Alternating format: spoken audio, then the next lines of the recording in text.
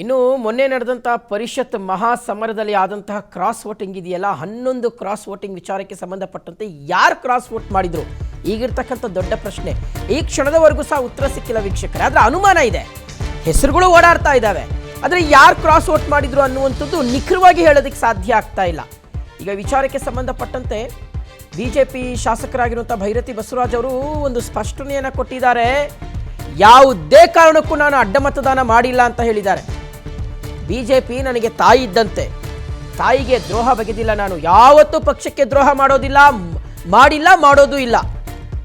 ನಾನು ಪಕ್ಷದ ಶಿಸ್ತಿನ ಸಿಪಾಯಿ ಅಂತ ಭೈರತಿ ಬಸವರಾಜ್ ಅವರು KR ಪುರ ವಿಧಾನಸಭಾ ಕ್ಷೇತ್ರದ ಶಾಸಕರು ಟ್ವೀಟ್ ಮಾಡಿದ್ದಾರೆ. ಪಕ್ಷದ ತತ್ವ ಸಿದ್ಧಾಂತಗಳನ್ನು ಯಾವತ್ತೂ ನಾನು ಮೀರಿದವನಲ್ಲ. ನನ್ನ ರಾಜಕೀಯ ಜೀವನಕ್ಕೆ ಕಪ್ಪು ಚುಕ್ಕೆಯನ್ನು ತರಲು ನನ್ನ ವಿರುದ್ಧ ಅಪಪ್ರಚಾರವನ್ನ ಮಾಡ್ತಾ ಇದ್ದಾರೆ. ಇದು ನನ್ನ ವಿರುದ್ಧದ ಷಡ್ಯಂತ್ರ ಅಂತ ಬಿಜೆಪಿ ಶಾಸಕ ಭೈರತಿ ಬಸವರಾಜ್ ಅವರು ಹೇಳ್ಕೊಂಡಿದ್ದಾರೆ. ಟ್ವೀಟ್ ಮೂಲಕ ಸ್ಪಷ್ಟನೆ ಕೊಟ್ಟಿದ್ದಾರೆ. ನೋಡಿ, ಭೈರತಿ ಬಸವರಾಜ್ ಅವರೇ ಕ್ರಾಸ್ ವೋಟಿಂಗ್ ಮಾಡಿಬಿಟ್ಟವ್ರೆ ಅಂತ ಆರೋಪ. ಈಗ ಆರ್ ಅಶೋಕ್ ಅವರು ಏನು ಹೇಳಿದ್ರು, 3 ಜನ ನಮ್ಮ ಪಕ್ಷದಿಂದ ಕ್ರಾಸ್ ವೋಟಿಂಗ್ ಮಾಡಿದ್ದಾರೆ ಅಂತ ಹೇಳ್ಕೊಂಡಿದ್ರು. ಆ 3 ಜನದಲ್ಲಿ ಭೈರತಿ ಬಸವರಾಜ್ ಅವರೊಬ್ರು ಅನ್ನುವ ರೀತಿಯಾದಂಥ ಆರೋಪ ಕೇಳಿ ಬಂದಿತ್ತು. ಸೊ ಇದಕ್ಕೆ ಸಂಬಂಧಪಟ್ಟಂತೆ ಈಗ ಭೈರತಿ ಬಸವರಾಜ್ ಅವರೇ ಕ್ಲಾರಿಫಿಕೇಶನ್ ಅನ್ನು ಕೊಟ್ಟಿದ್ದಾರೆ.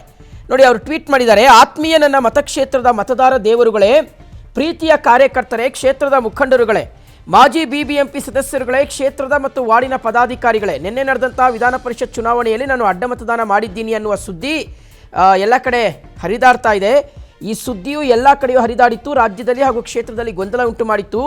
ಈ ವಿಚಾರವಾಗಿ ತಮಗೆ ತಿಳಿಯ ಬಯಸುವುದೇನೆಂದರೆ, ಭಾರತೀಯ ಜನತಾ ಪಾರ್ಟಿ ಪಕ್ಷವು ನನಗೆ ತಾಯಿ ಇದ್ದ ಹಾಗೆ. ನಾನು ಯಾವತ್ತೂ ಸಹ ಪಕ್ಷಕ್ಕೆ ದ್ರೋಹ ಮಾಡಿಲ್ಲ, ಮಾಡೋದೂ ಇಲ್ಲ. ನಾನು ಪಕ್ಷದ ಶಿಸ್ತಿನ ಸಿಪಾಯಿಯಾಗಿ ಪಕ್ಷಕ್ಕೋಸ್ಕರ ಒಬ್ಬ ಸಾಮಾನ್ಯ ಕಾರ್ಯಕರ್ತನಂತೆ ಕೆಲಸ ಮಾಡ್ಕೊಂಡು ಬಂದಿದ್ದೀನಿ.